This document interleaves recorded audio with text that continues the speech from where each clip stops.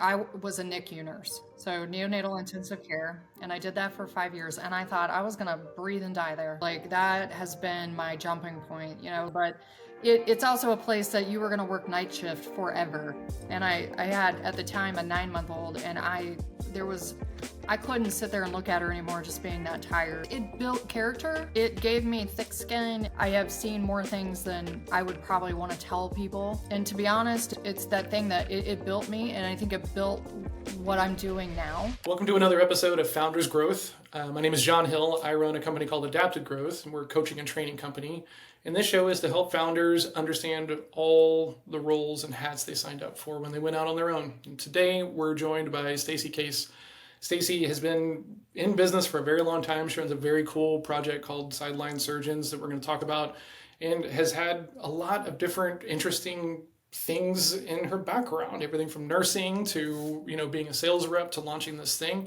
So we're going to be diving in and talking about it with her. So but before we dive in, Stacy, can you give kind of the quick 30-second history background on Sideline Surgeons so that way people know what we're talking about? Yeah, absolutely. First of all, thanks for having me on, John. This is absolutely a pleasure. So Sideline Surgeons, I founded this 5 years ago, and just really saw a need, a little niche in a space that really wasn't there, and we're connecting elite surgeons to elite athletes and formalizing second opinions and allowing them to connect on our IT platform. So formalizing, they're able to formalize reports and do everything secure under a HIPAA envelope, where that has never been there before for them, as well as being able to connect to athletes, especially all the way down to junior high school when they're starting, to come into their own into the athletic sport of choice, and to be able to get help and where they need it. To continue their journey in their athletic career. And I have some questions for you because I started to kind of think about, what kind of gaps, challenges, things could I even think about as someone who doesn't work in this space, right? And one of the things that came to mind was, with the focus being on student athletes, right? A lot of these people have got pretty deep relationships with their, trainers, their coaches and stuff like that. Have you run into any kind of friction with buy-in around, the athlete kind of listening to the second opinion, hearing things out appropriately? Have you run into any friction around that? They have more friction with their actual team physicians, especially in professional, because they feel like it's a contract, right? They are employees of the team. And so they end up struggling with do they have their best interests at heart, for me as an athlete, or are they just trying to get me back on the field? Whoa. Yeah. Never. Wow. Yeah. Wow. Because you are an asset to the organization, right? And so, that's fascinating. How is that kind of the normal concern if you're a professional athlete that you get the injury and you're not really sure if you're getting, the advice that keeps you healthy versus just the advice that makes you return to, being an asset? Is that a common concern for athletes? That the team is, wants your best interest at heart. It's for sure, it's a lot of these, these players, number one, they've traveled from team to team, and they've done it, from the time that they've been in high school, right? They go from high school to college. And now what we're seeing with the NIL portal, which makes this piece of the puzzle even more confusing, is you have athletes that at the college level, NCAA, if they, they're hitting the transfer portal, they're going to another, college. Now they're having to start that relationship all the way over with the medical team. They're having to put their trust back in, another athletic trainer, another team physician. And then if they go pro, there's a even larger number attached to their performance, a contract. And so they're really, trying to make sure that that team is just, number one, not wanting for them to get back on the team, on the field, or are they allowing them to have the rest and recuperation that they need. So they're really seeking that outside opinion to make sure that like what's in their best interest is to either play or to sit. Um, yeah, it's a very strange dynamic that it's always been there, but with the betting and the gambling and the NIL deals and these huge salary caps and the things that have like begun to happen in sports, it just is really escalated that piece that we're really trying to help manage, especially for the physicians that are taking care of these athletes. So That's interesting. And hearing you talk about it, I would imagine, because like before the conversation, I was kind of thinking that it kind of boils down to like, are we gonna do surgery or not? But I would imagine it's probably not that polarizing, on the second opinion. It might be like, okay, they only need a month of rehab versus like 3 months of rehab, right? Is it more like that secondary case where like it's like little small changes between like the treatment plan and the protocol, or is it like bigger, like surgery time, no surgery time? it's both, right? I mean, realistically, it's, how bad is your injury? Is it something that's just been repetitively nagging you? Like, I've done this, like, and the person that's, on the field with them, in their, locker room trying to take care of them, and it's just not going away, and they really need an expert. Because and I will say this, a lot of our physicians are fellowship trained in a very specific area, whether that's foot and ankle, upper extremity, shoulder, knee. You can go to spine. We do all those things. Concussion. Um, you have one physician that will have one opinion. You'll have another physician that has another one. So if it's severe enough that it needs surgery, or if you think, they think it's like you're so borderline on having surgery or not, and that makes a difference of whether that player is getting a contract or not getting a contract, or that player, if they're going to have to sit out for 6 months, or this is like 3 months rehab, and we can get you back to where you are. It's allowing for the athlete to hear more than one voice. Because I will tell you, we've had athletes like, yeah, we suggest surgery on this person, and another physician says, no, I've done this on 12 other people with this exact injury. And that's a huge also piece of this puzzle is like the physicians that are on our platform, they see these athletes all the time, and athletes have such a different health journey than a lot of us, right? I mean, they're very big sometimes, very muscular. Their body makeup is different, but it's like, especially if you're playing football, and that's a massive amount of injuries.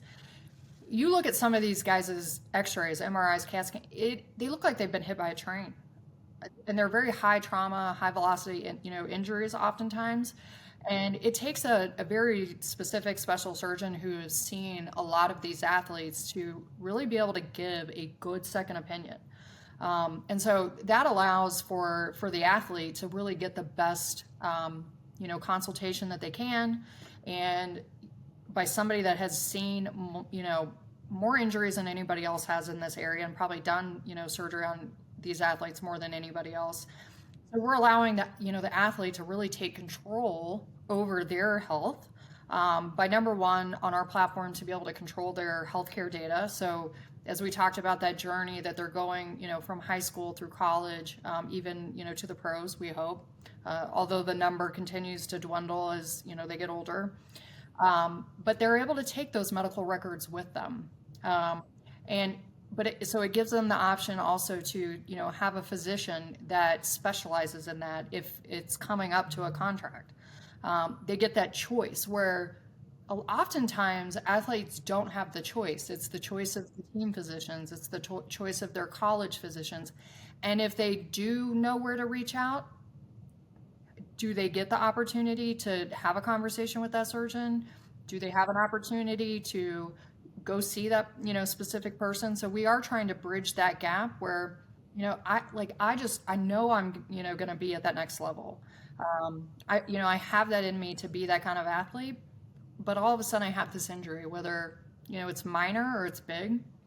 You can seek out that best care where maybe it makes a difference of getting a college scholarship or going pro. That's really what we're trying to like help on the athlete side as well. Yeah. So And the thing I'd not really thought about until this conversation was just like how many different teams the average, professional athlete is going to work with, right? And that does mean there's not going to be that, that continual person who has the whole picture of all of your injuries and everything. So just the idea of like having this second opinion that maybe you've been coordinating with since like high school and stuff like this, and they can be that voice of consistency when you got a brand new team with a brand new trainer. You're not, that to me is fascinating. What a cool, like, do the players come to you directly? Do you guys, is your motion tied to like trying to coordinate and drive awareness in teams? Like how do you guys get the word out and get people moving in your direction? Yeah, we get a mixture. So we've had this mixture of where we've had athletes, they're trainers or they're, agents, know these physicians, they'll call them. Really what we've done is we're trying to build this slowly. This is, anytime you start a company that's new, so when you're founding a company and it's a new concept, a new idea, you always have headwinds. And you always have people that are like, I've never done it this way before. Now why am I having to do this? We're definitely coming into a market where athletes, teams, and trainers have not necessarily had to pay for this type of service before. It's always been something they've had if they have had access to it through their agents or through their teams. So the athletes actually find this as a benefit, and we've started having some retired professional athletes reaching out to us for this reason, as they no longer have the support from a professional team. Their agents are not with them anymore, and they're like, now what do I do? And so here's the other key to this as well is, John, do you know where your medical data is? Like, if you got injured, yeah, right? If you got hurt and you're playing sports and, let's say you were in college in a completely different town, I can guarantee that your medical records are there. You probably don't remember who the physician was that took care of you. You may, they may or may not have kept them. But so through us is like, you're able to upload your images, your information, any type of medical report you had, you can bring it with you. It's kind of like having a backpack of your medical data to go to your next team. The same thing happens with our professional athletes. They don't necessarily get the option. I think they can ask for it. A lot of them don't understand that they can. But then what are you going to do with that when you're done? They give you a floppy disk or like a CD, and then when are CDs going to be irrelevant? And now everything's in the cloud, and it's a high potential that you probably don't have your medical data from when you were playing pros or high school, college. So that's part of our company. We're trying to help build that for the athletes so that continues with them. But yeah, we have all, it's coming from all different directions: athletes, agents, teams, finding our physicians. Our physicians are taking, what they were doing prior, which was just not formalizing these consultations and bringing the athlete directly to them. This gives them the opportunity to formalize that and put it all in one place, which is amazing. So we're kind of the hub of a wheel, and the athletes and the agents and the teams are kind of that spoke that make that wheel go around. The thing is that hub has never been there. So we're hoping to kind of fill that space of, we are now the hub where you can keep your medical data, you can get that second opinion. We have some other things that are fun that are coming that I can't talk about. But yeah, I mean. So going back, right, because I'm curious, do you think of this as a place for athletes to come get second opinions, or do you see it more of like a place for professional athletes to like house their data and have consistency? Like can't you do both? It can be both for sure, but I'm curious, like when you think about the impetus of this, right? The thing that got you excited to like even go try this thing, because you have other things going on. So this doesn't just come from like a place of need. It's, probably somewhat intentional. And so I'm curious if that original intention was like, man, I want to get these people the help that they need, or it's like, hey, these people just live a life that has a completely different path of wellness, and we need to do a better job of supporting them. Yeah, for me, it was a way different path than you would ever think. Obviously I worked in med device, and I still do. And the relationships that I formed with the physicians that I worked with and started getting to know around the country is where I saw that central problem of them not, having a place to formalize these consultations between, and it started with the professional, like the professional side of it, the professional athlete. And so my problem was really to solve this piece for the physician of how can I help you formalize this? Because there's been a lot of pretty major lawsuits that have happened. One very specifically with an Eagles player that's sued for $42 million. And that was pretty serious. So we have a lot of physicians that it's made them second guess treating professional athletes. And now with the NIL deals, that has also changed the game. Is it worth that for them to do this? And we're trying to keep those channels open.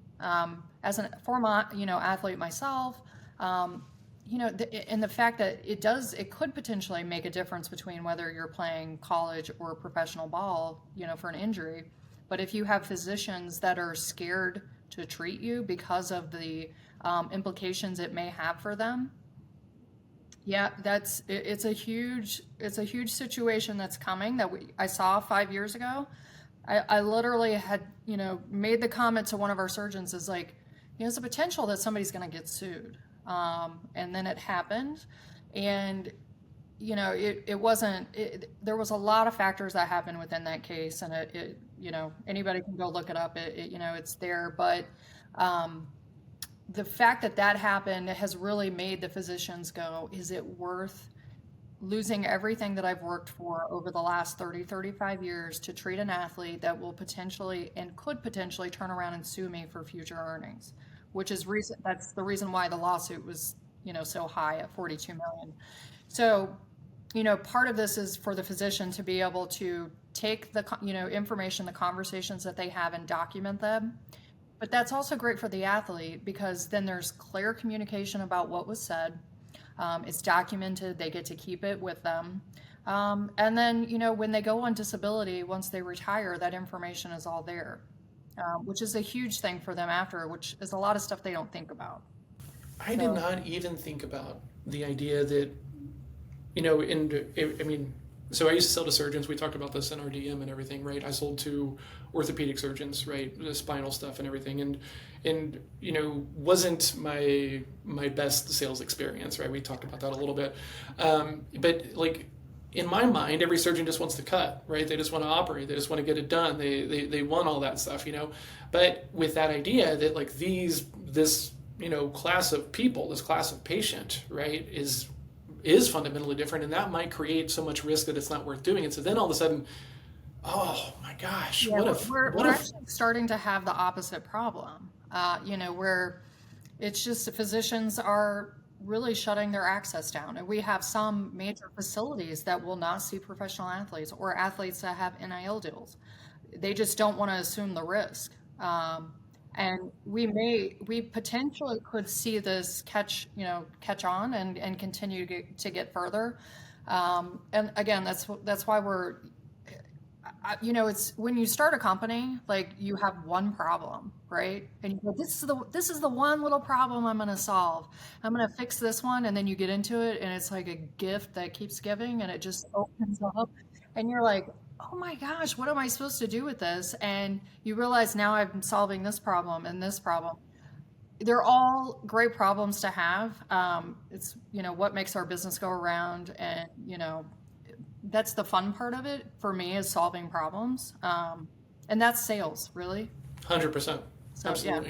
Yeah. So I'm curious real quick, and then I want to dive into some other stuff. But last thing, just really this timeline, right? Because you said that you could kind of see it in the air. You were feeling that maybe someone was going to get sued from this, right? So I'm curious and you might not know the timeline of this, like when were you feeling that to the timeline of that case coming out to you deciding that it's worth the time and the effort to launch this thing? Like what span of time are we talking about in that line? Yeah, so it was probably 5 years ago when I saw like having more connection with one physician that I was kind of working with, and then understanding, number one, how many athletes he was seeing, the way that he was doing it. And I was like, ooh, first of all, like I couldn't believe that again, it wasn't about necessarily monetizing that part, but I couldn't understand that they were doing it for free. However, that's how they built their practices. It was kind of, if I'm taking care of these athletes, it does, build some notoriety, but they love doing it. It's their passion to be on the sideline of I mean, who wouldn't want to stand on the sideline of an NFL game and run down a tunnel and be that close to the action? I mean, how many thousands of people to go to one game at a time? I mean, it's electric. So that in itself was like a passion for a lot of these physicians. It's just the game of the sport, and a lot of them loved playing it on top of it. So treating the athletes for that was amazing. So that is how they kind of got started. So, but when I started seeing that piece, it's kind of like a lawyer. They get paid for their time, their IP. I mean, I've written a lot of checks to lawyers, and I'm like, they definitely love their time. And I'm like, oh, okay. It should be the same for physicians, to be honest. It's the time away from their family, time away from, conversations on the phone, hours after, their normal clinic. And so really the conversation I started having was, if I can help that make it easier for you on top of help you get paid for that missing piece, what do you think? And then that started happening. And then, if you follow social media at all, or like what's going on, the betting started. You get DraftKings and all these other things, and people are betting. ESPN has a whole show dedicated to sports injuries. And I kept going, oh my gosh, like it's kind of like you just feel it and you kind of see things coming. And I kept going, somebody's gonna get sued, like something's gonna happen. And you just like, you feel it coming, and it did. And then my phone just went off the hook. Is this company ready yet? Are we ready to go? And I'm like, no, we're still building it. And I was trying to convince you guys for 2 years that this was gonna happen. Oh, so you were okay. So you saw the opportunity. You started to build, and Yeah, you were facing some of the dissonance until that big awareness point. And yeah, then after, I love sales side whenever there's like something that I don't have to do or engineer that really just shows all the weight to like the decisions being made, right? yeah. Fascinating. So you were already building this. Yeah, we were like already in the middle of it, building Whoa. it, trying to Okay. convince, like really like let surgeons know like this is why we're doing this, and like we feel like you need to protect yourself in this space that there's no protection. And it was again, it's like anything else. Like they've been doing it a certain way for a long time, and I can't, you hate to say it's hard to teach an old dog new tricks. Yeah. It is It sometimes. is for sure, right? Until something Especially with happens. doctors who are smart, right, and have been Yeah. doing it for a long time, and no one's really allowed to tell them what to do because they're doctors, Right. stuff And like then you that. just kind of go, okay, well, now then obviously the lawsuit happens, and you know a lot of lawsuits have, it's not uncommon that a lot of, you know, physicians get sued, whether it's warranted or not. I never go off of, oh, well, that surgeon's been brought up in a malpractice lawsuit, is because oftentimes I will just say, sorry, people, patients are crazy. And that happens. And, it doesn't, it's no reflection on the surgeon or how good they are. So, but the reason why this one took so much weight was that future earnings. And to be honest, it's the first case that had any future earnings attached to it, which is quite scary. So now we have case law in place, and this is why a lot of physicians and facilities are shutting that access off. So that is when the surgeons were like, "Oh man, yeah, hey, remember we talked to that gal, and this is what she was doing." Yeah, and so it made us relevant. Um, Not to say that I don't think sideline surgeons maybe would have, we wouldn't have, moved forward, or we wouldn't have been a company. But it definitely made us very relevant. And the fact that we already had gotten started and that's what we were doing, and here we are, it's, what is it? Luck meets, hard work and, Yeah. you know, Luck favors whatever. the prepared kind of situation. Yeah. I mean, it's kind of like that thing. And you kind of go, oh man, it's not like that. I would never wish what happened to that physician for, for that to happen whatsoever. Um, was it good for us? Probably. Yeah, but it's a very challenging topic, and it for a lot of people, it's Especially sales side, because essentially, and this is the, and we're going to talk about this in a minute because I want to dive into your background and everything, but oh yeah, yeah. the hardest thing about being a salesperson, right? And this is why everyone likes marketing, is because marketing can create the awareness and then the salesperson can just come in and clean up afterwards, right? The hardest part about being a salesperson is essentially trying to navigate that awareness point without accusing them of choosing to be stupid or not on Yeah. the level and stuff like this, right? It's why so many people get rejected and kicked out of offices. It's just because they don't have the savvy or the ability or the knowledge to be like, hey, when I talk with other people, they say this thing sucks. Does this suck for you? Yeah, that sucks for me. You want to talk about it? So, and I had this problem as well. I'm going around trying to go to doctors, surgeons' offices and being like, hey, I got better screws. And they're all like, yeah, buddy, it was Screw just is too a screw much. is a screw. Yes, Yep. exactly. So when I'm curious on your growth plan, right? Because prior service military guy, and I was in a military unit, and also Oh, thanks for your service. you're welcome. Just a Yeah. reservist. A lot of people gave more. I appreciate it. And then I sold in hospitals, right? So very kind of familiar with like the nurse doctor dynamic and that kind of like caste system inside of there and everything. Hmm. Have you run into any friction being a nurse, having a background in nursing and wanting to lead this thing versus, being an MD yourself and being on that path? No, it's strange. My nursing, I think, was like one thing I will never be sad. Like that has been my jumping point. Like when I started nursing school, um, I was a NICU nurse, so neonatal intensive care, and I did that for 5 years. And I thought I was gonna breathe and die there. I loved it. I love the complexity of it. I love the challenge.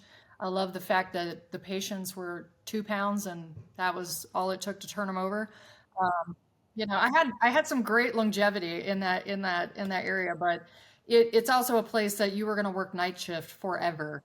And I had at the time a 9 month old, and I couldn't sit there and look at her anymore, just being that tired working night shift. That it's for anybody that works night shift, it's brutal. It's so tough. It's terrible. I tell everybody, right? Because, with all the VAs and all like the globalization of workforces and everything, right? I'll have people in their own like other parts of the world and they're like, "Hey, I want to come work with you." And I'm like, "I don't want you to work overnight." Like I've done nights in the military and stuff and it Miserable. sucks. We're not built for it, right? I don't want to make someone have to work through the night. It just really bothers me. So I feel you. Like that's why I moved into sales because I was waiting tables and like the money was good and I was kind of learning how to communicate for my income and everything. But I hated that I had to work every Friday night and Saturday night or else I wasn't making any money, Yeah. right? It was So, holidays, weekends, oh yeah, call. I mean, I did, yeah, all sorts of, stuff, it built character. It gave me thick skin. I have done, I hate to say it, like I've saved people's lives. I've held people while they died. There's so many things. If somebody tells me, and I used to say this, like, when I first was training people, I'd be like, they'd complain about something. I was like, well, did anybody die today? You just go, once you're, especially in nursing, like you've been through that, you've been through the trenches. I have seen more things than I would probably want to tell people. Um, and to be honest, it's that thing that it built me, and I think it built what I'm doing now, because I am very tough. But I posted on LinkedIn a while back about, what was like my job, one of the jobs that shaped me. Nursing was definitely a huge one, but working in a maximum facility prison was another. you stole Uh, my line. I did the sorry. research and I was going to bring this up because it blew me away, honestly. Yeah. But yeah, what a, okay, so I'm curious though, like, did that, did that make you, were you already thinking of a medical lane? Or did that get you into the The medical lane? prison. Yeah, the prison. Yeah. Oh, so it was so crazy. Like I knew I wanted to be a nurse. Like I wanted to get into medical, and so, but where I live, it's kind of like the prison is the factory, the local factory, and that's where everybody kind of goes to work. Like what? Yeah, and so it employs lots and lots of people. Well, that was the only job at the time I could find that had any kind of medical behind it. And so I was like, I mean, and don't, it was interesting. Like I tell you, it's the most one of the most interesting jobs I've ever had in my life. I mean, you literally go to prison with these people every day. You walk in, the doors slam behind you. You walk into what they call the rotunda, and all the cell houses are dumping out. So there was times where it was just me and maybe 50 inmates and a couple like officers. So you had this massive amount of fear that you had to hide. You're walking to the clinic like, please don't kill me. Here I go.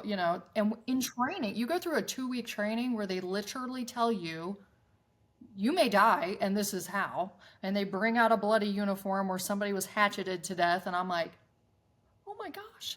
Um, and it that hands down, like I after that knew I could do anything. So I think that's probably a little bit of where I get like, you know, just do it because like what else do you have to lose? Like you've already done all of these things before this. And it does take a certain amount of grit and it takes, that to start a company. It is hard. And you have people that, look at you and go, whatever. She's just doing, well, you lose friends over things. It's people don't support you. And then you have people that wildly support you. So it can be a polar opposite thing. It's an interesting dynamic that you have when you found a company. I mean, 100%. And I wasn't really even thinking about talking about this, but like that peer circle has a huge impact, right? Because I've been hanging around with sellers my entire professional career, and then I start talking about going out and doing this thing, and it was like, well, John, like that seems tough, and it's like this is tough, right? Dealing with all this chaos, and are we going to get paid? And is the deal going to close? Is it a good deal? Like, and is leadership like all of this is tough. This, it's not easy, but like it's just a different form of tough. No, it's a But controllable, right? I mean, like this 100%, you can yeah. control. Sales is you can't control. We suffer from here. I mean, we contracting issues and it's not only, the physicians have different things that they're doing or they're taking vacations. You're relying on there's only sometimes so much you can grow or yeah, I mean it is chaos. It is a lot of chaos, for sure. And hate to say it, but I'm probably addicted to it. Otherwise, Built for otherwise I may it. not Built be for here. it. Built for it. We'll call it I that, and mean, then I and then we worked don't got to in a say the. prison for goodness sakes. I mean, what else Yeah. bring it at me. Yeah. So when you're okay, so you're working in the NICU, right? Great job. You're getting some fulfillment out of it. You have this child, and you want to show up more for them and everything else like this. Were you how were you kind of navigating the decision, right? Because a lot of people talk about jumping from like nursing or getting into like the sales side of the medical side of it, right? And there's kind of a stigma that once you cross to the dark side you get cut off and stuff like that. Was it like a day to where you just wake up and you're like, I want to be in sales? Was it I still want to be medical but I need better quality of life? Did you get poached? Like how did that go from Stacy is a nurse that is mostly fulfilled to like needing to go do something else and the sales role shows up? It was so random. I was working at a orthopedic surgery center, loving my life. It was Monday through Friday.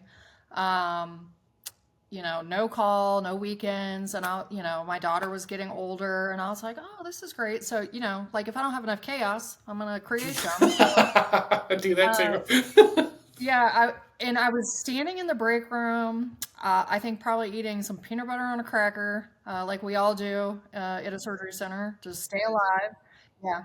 And a rep had walked in and whoever was taking care of the foot and ankle, the sales rep prior to me taking over the job, because she's like, "What? Do you know anybody that's looking for a sales job?" And I was like, "Huh." I never really thought about it before, but it fit my personality really well, and I thought, "Gosh, that kind of sounds fun."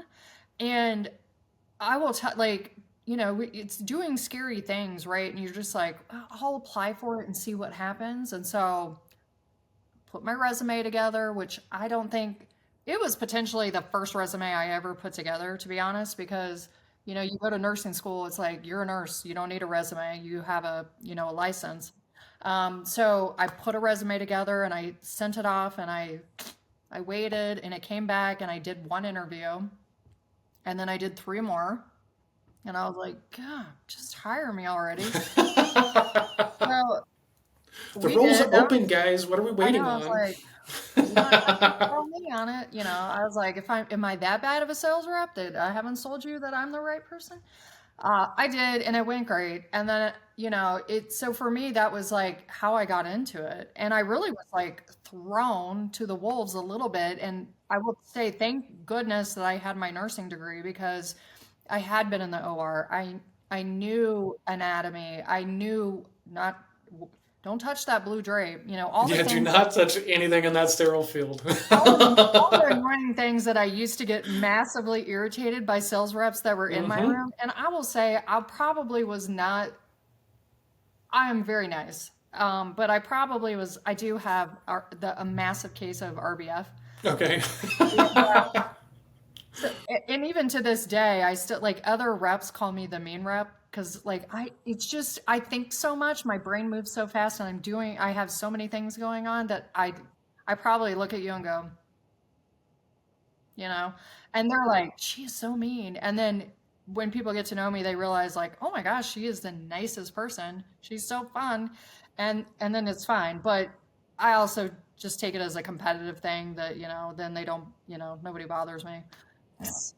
And I just keep that, like, So he's a humble, I did not have any medical background, right? And talk oh, about being kind of scary. tossed into the deep end, right? Like I was doing martial arts with a guy, and he was always in there in scrubs, right? And so I'm one of the enforcers for the school, right? I'm one of the instructors. And so one day I was like, hey man, we get it. You're a doctor. Can you show up on time for class, please? Like, because that was my job, right? So we became friends, and then he offers me the sales role because I was working in a bank, and I could see that like I wasn't going to be able to play the politics, and I needed to go find something else to do, Yeah. and I asked the wrong question, right? Now my friend who went on to be my boss had already been a chiropractor for like 14 years and had done clinics and already knew all the surgeons and everything. And so we're talking about the deals and the economics, and I'm going to start with a base, but then when I want commission, you lose the base, right? Standard kind of package and everything.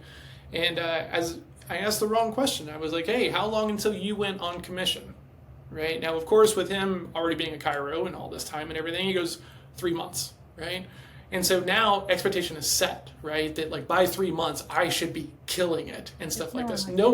No reason to feel this way, but there's no training or kind of timeline or anything else like this from him because it's a pretty small distributorship.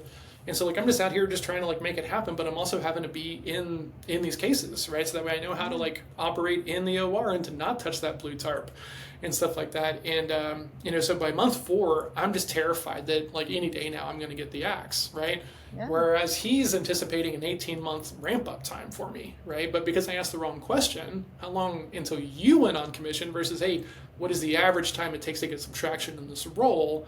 I was so anxious and so scared, honestly, Yeah. and it was so tough because I didn't know anything, right? I didn't know how to get a meeting or how to get past the scheduler, right, who just wants me to bring in lunch and everything. I mean, and it's just kind of it was very very very tough. And Yeah. if I hadn't made the jump that I made and worked with my business partner, I I was so frustrated. I was like, I'm just going to go wait tables in 2 restaurants because this guy's a Yeah. friend of mine. I'm tired of failing and struggling, and I just kind of feel like I'm just like treading water.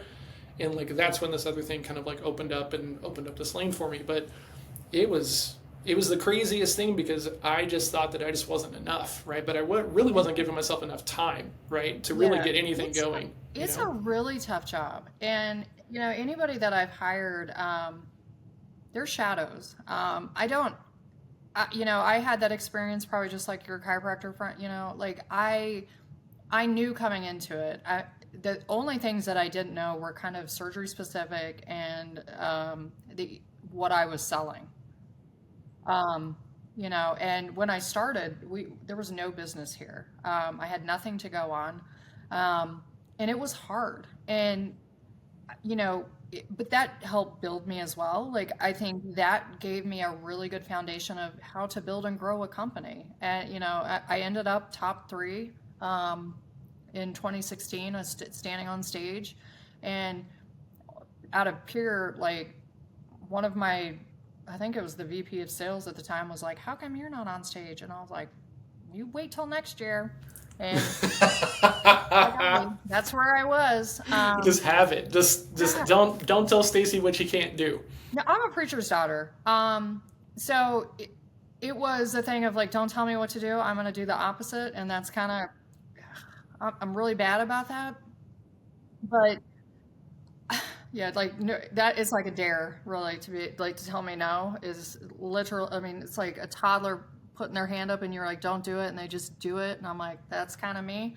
Um, yeah, in probably all things in life. But, it's fun though to see somebody grow. But, medical device is it's a tough world, and it's gotten even tougher, and it's more competitive than it's ever been. The rules have changed.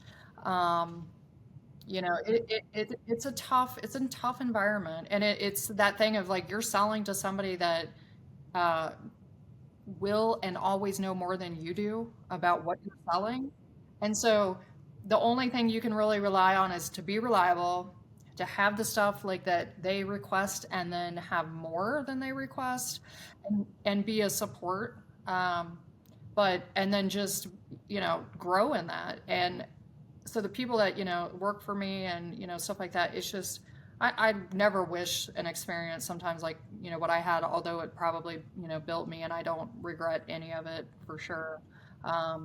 But yeah, I mean, definitely starting from a medical background coming into sales, it was easier transition than I would say pulling somebody off the street for sure. Yeah. Or a karate dojo studio. 100%. Yes, for sure. I got a But very you have the personality for it, so it's definitely, it's a lot of it is likability, and just not being a weird person for sure. I mean, it's that. I mean, thank you. During that, I mean, I'm a weird person, right? I just know how to handle it. At the time, I didn't know how to handle it, right? But this guy, it's funny because we still talk now. We're still friends, and I found this like coaching path. I started working with a coach, and I was still seeing him in the martial arts school. In about a year, he was like, okay, man, I got to ask a question. I was like, yeah, what's up? He goes, where was this guy when you were working with me? Like, I'm not mad, I'm not frustrated or anything, but like, I was hoping you would be like this, And I was like, well, you remember that coaching we talked about, and I asked you to go talk to the guy, and you did, and you said no? And he goes, no, that's not it. There's no way that sales coaching is doing this thing. And I was like, we're in a kung fu school, and I'm teaching you an art that's 300 years old, and it's changing how we're thinking about the world. Like, why wouldn't sitting at someone who knows this stuff like change me? And he was like, and like it completely floored him, And so then I was like, I think you should meet with the coach again, because you have new people on your team, and I know what it's like to be the new person on your team, and this would probably help him. Yeah. And so he actually came in and sat down and emptied his cup and did the learning and stuff like that. But it was, by that time we were already friends, and it was great. But like, I didn't realize how stuck I was. I just wanted money, and to that, my sales philosophy before that role was, I'm smart, I'm intelligent, I know my stuff. You should buy from me because I know more than you. And man, the brick wall that I ran into when I'm not that smart person anymore, right? And it's not that I'm not intelligent, but I was holding it that like, you should buy from me because I can be your trusted resource. These people don't need trusted resources, or not in the way that I was thinking that I needed to be trusted as a resource, But being there, being on time, having additional bolts in case one hits the floor, and now it's no longer like, that is the value for that, I just wasn't savvy enough to like be able to kind of fit into that space. And then there's all the other stuff, right? All the bad side of the medical device stuff, right? The payouts and the physician-known distributorships and all of that other stuff. And I really didn't want to do any of that, right? Like, I saw a rep push another rep into the sterile field, so that way they had to like cancel the case, and then he just happened to have his sets there, and they were already sterilized for a case that was later on in the week. And that all of that stuff, I was like, even if I could find a way to find success, I don't want to compete with all of that stuff. I don't like, and so all of that, and on top of not feeling like I'm successful in this thing, it was just very easy to start thinking about going and doing something else. But ultimately, I'm really glad that I like had that experience, right? Because now I can talk to this idea of like, you can be good, right? You can want and have drive, without coaching and training and the appropriate reinforcement, if it's too big of a performance gap, you're not going to get there. Oh, 100%. I mean, it hands down, the people that surround you, and if you don't have good people around you and you don't have resources to be able to grow, I'm taking classes even now, like learning things that I never thought. I mean, and I'm getting old. I mean, there are things that like, you tell your kids like you won't need this when you get older, but the reality is like we never stop learning, and if you do, then you're dead. Um, but it's the thing that if you don't take it upon yourself to learn new things and new skills, like you're never going to be better. You're never going to elevate yourself. And I didn't go to business school for sure. I did well. I went to the Hard Knocks Business School for the last 5 years. I have hands down learned more things than I ever would. I feel like my company has made the right trajectory at the right times. And is it that some of it from me, some of it just naturally? I don't know. I will say I've been very fortunate. It's just the things that you do to be prepared, but there's just some things you don't learn unless you experience them. And I think even some of the classes and things that I'm doing today are things I would not have understood 5 years ago, or they would have not been relevant to me 5 years ago. Or Or now it's like, you wouldn't go into it. yeah, Like the thing I appreciate now is like whenever I choose to go learn something, it's with the full idea that I need to like go into it with a learning mode, right? yeah, And I think before you make that decision that you were talking about, there were always because I think you can just decide to stay stuck, right? Like I know a ton of people that aren't pushing themselves at all, right? The internet is just for cat videos and stuff like that, and like no harm, no foul, but like yeah, I want to improve, right? So yeah, it's just interesting. Now, I would like to, because we're coming up on time, I want to be super respectful of your time. sure, yeah, yeah. Thank you. When you are thinking about the biggest lesson, right? Because you just talked about going to the School of Hard Knocks and not going to business school. The biggest lesson that you have had to learn the hard way as a founder, right? And maybe it's one of those things that you'd seen other people talk about and post about and everything else like that, but like that line, when the student is ready, the teacher will appear, and experience is a great teacher. What have you had to walk back, rethink, relearn because you were doing it badly and then learn the right way to do it? Yeah. I think like probably the biggest thing is, you're just knowing you're going to make mistakes is fine. Um, it's how you react to them for sure. And going into some and asking for help. Like it's always okay to ask for help. There are resources out there in the day of internet, and yes, like you can watch cat videos or you can watch a coaching video. Those are your choices. But also attaching yourself to the right people and the right team, and people that truly have your best interests at heart. Um, and I have learned that some of it the hard way. But I think I was fortunate to be able to learn some of those lessons like almost like in micro doses, Mm-hmm. thankfully, because the reality is there a dog back there? Mm-hmm. Great, I love dogs. Um, I thought I was filtering it out. My fault. I apologize. but, Keep going. um, the reality is like learning some of those in microdosing, it's good for you, I think. Because like then the next time it came up, I was able to go, you know what?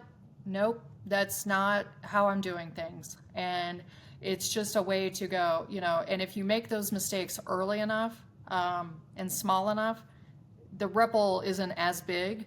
But it's certainly, it's like how you respond. And, if you continue, like you see a founder make the same mistake over and over and over again, and it's like, it's no wonder that it failed. It's on the founder to not pivot and change and do it a different way. And, really be humble about what you're doing. I don't know everything. I have to find and research and ask. I'm not a surgeon. I don't live in their shoes every day. It's calling them, asking them, is this going to work? And finding out that people that want you to be successful are going to be there for you and tell you the truth. And frankly, I want hard ass truths. I want to be told, like, I did a pitch deck early on, and I would almost say it was embarrassing. It was embarrassing. You just sit there and you think you have it all together and you got this, and then they start, and you're like, I don't know, gosh, I don't know, I don't know that answer, or like, and the nicest guy, and he said, look, he goes, I'm telling you this because I care, and because I see how much passion you have behind what you're doing. And number one, it was my first pitch to really raise, and I was like, and then he was, I'm so sorry that I was like, no, I appreciate it. Like, my response to that was, thank you for giving me a learning lesson. I apologize to you that I was not as prepared as I thought I was. Um, but it's just the things you don't know. So I always, when somebody tells me something's off, or, maybe look at it this way, it really, like, in your best interest to do that. They may be off, they may not know, but like, at least take that advice, say, okay, that's great, and then move on. If you don't want to do it and you continue to fail, then they were probably right, you weren't. But taking other people's experiences that have built and grown companies before you, and sometimes they're good. And frankly, I will tell you, there's more. I would prefer to hear from somebody that like a company failed, to find out like why it failed and what happened, so that I don't make the same mistakes. Um, yeah, so it's a matter of being open, being humble, and finding a good team around you. Otherwise, even though I'm a solo founder, I have such amazing people around me. I couldn't do this by myself for sure. And so that, like, what a beautiful kind of point there, right? Because I end up kind of talking about the idea that you can't take advice from everybody, right? Because like even my mom has some ideas about what I should be doing with Hi, my mom. business, I'm just you kidding. know, and she thinks I'm a life coach, right? Like that's how clear she is on what I'm doing and how I'm going out and stuff like that. And so, I use that as an example that like my mom means super well. She wants me to succeed and everything like this, but I can't listen to her advice. She's not This a is a client or a business customer person. or anything else like that. So how do you know who to listen to versus who to smile and nod at and not really listen to? How do you get better at that on your path? How do you decipher that? Yeah. I think, to be honest, it's the more that you listen to people, um, is when you start.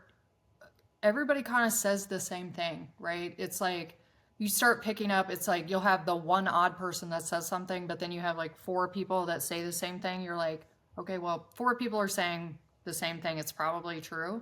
Not always. We'll stay off social media, but Yeah. it's the reality that it, and like what they've done before, and it's like if somebody's telling me how to start a company or how to run a company and they've never done it, I may look at them and go, oh, okay, that's great, thank you for the advice, and then you kind of just put it in the pocket and you kind of move on. But it's the people that you find that have done this so many times, and multiple times, and they're willing to pass on the information, and help people out, because guarantee those people are the ones that also had a tough time and somebody else helped them out, or they failed, or something happened, and they just care. It's kind of like being a sales rep. You either have a good leader, a good trainer, that doesn't want you to experience, like I used to tell my reps, like, um, I made those mistakes so you don't have to. And I'm going to give you that advice because, number one, we don't want to mess up because it's still my business. But number two, you don't want somebody to have to experience the pain and the discomfort that you experienced. If you're a nice human being, if you're not, then, you know, And that's a weird thing for salespeople because, like, I can't tell you how many founders I talk to who honestly believe that there is nothing to coach or train or teach in sales. That it's literally just go out and flame yourself down as many times as you possibly can until the one that works, and then just do more of it. And it's like, we don't hire anything else this way, right? Can you imagine if surgeons, if this was the proving process, right? Like, well, once you can do surgery on 10 people and only kill like 3 out of the Do 10 one, and not 10 teach out of the one. 10. Yeah, it's crazy, but like it's wild just how many people think that there is nothing to teach or train. It's literally a skill or talent that you're born with or not. It's crazy. No, no. I think some people naturally have sales. Some people don't. Um, you can teach. I think the thing is like I teach service instead of sales. Um, yeah, yeah, that's a nugget, right? Because it's solving a problem. That's sales. But if you don't have even good service behind sales, like it will go nowhere. Like your customers are gone. Anybody that like comes to your platform or does whatever, if you don't back it up, you don't have the service, it's dead. Yeah. Um, And you know that because all of your clients and customers are coming back to you with all the questions and concerns, right? right, And exactly. you can either lean into that with like, oh my God, these people really love me, or you can look at it honestly, be like, oh my God, like where's onboarding, where's support, where's success, where's the help? So because the thing that's crazy about that is, if you spend too much time like helping people, then you might get in trouble for like not hitting your goals. And that's a very weird like Yeah, situation to be in, right? If you're a yeah. service driven kind of salesperson and not like a transactional, I need to win kind of performance driven salesperson. So this is Yeah, you want to fascinating. start that person out like, young person that's never done it. It's like these are the least things that you can do. Show Yeah. up on time, which means being early. Hmm. Um, be presentable, talk correctly. Don't talk out of turn, read the room. I mean, there's so many things that, you know, you can help elevate before like they even take a room over or, Oh sell yeah. something on their own. That's the most like devastating thing. It's like, and frankly, I mean, I've done it. I've been in all, hands down, over these times, it's been, I've had quite the experiences that's led me, but I definitely think that all of those experiences have led to where I'm at today. And I will be grateful for every awkward, embarrassing, terrible experience I've ever had because it's life and, Yeah, and it's business and they for sure. mix, especially in our worlds. Like I don't stop businessing very often. Absolutely, right? I remember my first day, right? It's 5 a.m. and we're going to be doing these big 360 cases. My very first day as a surgical rep, Oh gosh. and he goes, hey, show up in slacks. We'll get you scrubs there and stuff like that, but show up in slacks. And I was like, okay, so I'm in there in slacks and doing the whole thing. And so then we go, we're in the dressing room, right? We're about to walk into the OR. Never been in the OR before. Well, not since the military when I was part of a medical unit. And he goes, okay, only 3 rules. 3 rules of success. You ready? I was like, yeah, what's up? And he goes, don't tell anyone you're new, which is like my favorite thing to do. I love being the new guy. He Okay. hated it. Okay. And then he goes, just hang out in these back hallways of hospitals because this is where you're really gonna like connect. And I can see your face, right? That's a terrifying thing to teach a brand new sales rep who doesn't understand the nuance of like earning your right to be in those back hallways and stuff like Yeah. this. Yeah. And then like let's go make it happen. And then we walked out of the room and into the OR, and then he's like, sit here or stand here, don't touch anything, and just observe. And don't touch anything. Like that was my first hour and a half of being a sales rep in the OR Just selling spinal pure to surgeons. fear, right? Oh, Yeah. pure fear and just like terrified, like I'm a conscientious person anyway, right? I'm a C on disc. I like to follow rules. I want to be in the right and everything else like this. And so all of like this was just anxiety inducing, right? Like because I had to get badged in to get into this hospital, so I'm just supposed to show up and walk in, and that's gonna be just In my okay. slacks, I'm Oh, ready. Like, yeah, got my nothing slacks screams on, rep than bro. the guy in the slacks in the back halls. They're like, first of all, sir, you can't be in slacks in the back hall. Exactly. Wear Oh, your scrubs. oh, Mr. Vendor, please go get your vendor scrubs, right? Because some of the We're places. not starting that conversation. Um, I think it's finally kind of somewhat exited my feed. I'm not a fan of these things, but yeah, I mean it's that talk about a hot topic. That Oh is yeah, hot mess. And hot I get mess. it. I get it. Yep. Um, whew. That So and vendor mates and similar. yes, Yeah, for sure. So, Stacy, this is my last question for you, and absolutely. I really appreciate the time. This is not launched yet, and you were so nice to come in here and do this with me, and I really appreciate it. So, last You're question: welcome. what is a thing that you are seeing founders do that you have concerns about? Something that you, if you had a like a billboard and you could just reach into all these founders that you see doing something that you don't think is going to help them, what is that thing, and what would you tell them to do instead? Being disingenuine, it's be who you are. I think the biggest thing, and again, it kind of almost brings it back to being a sales rep and being, it's people want to know you're a real person, and that you have, feelings and you're doing all this stuff and that there's anxiety behind growing and building a company. I think even for like being a woman, it's 10 times harder, to grow and be a solo founder for sure. But again, I said, I do have a great team around me. Um, but, passing on legacy and passing on knowledge, if you're that person that's like, I'm the best and I'm doing X, I don't believe you because I have had too many conversations with people that own multi-billion-dollar companies, and even they have stress and anxiety and things are going on.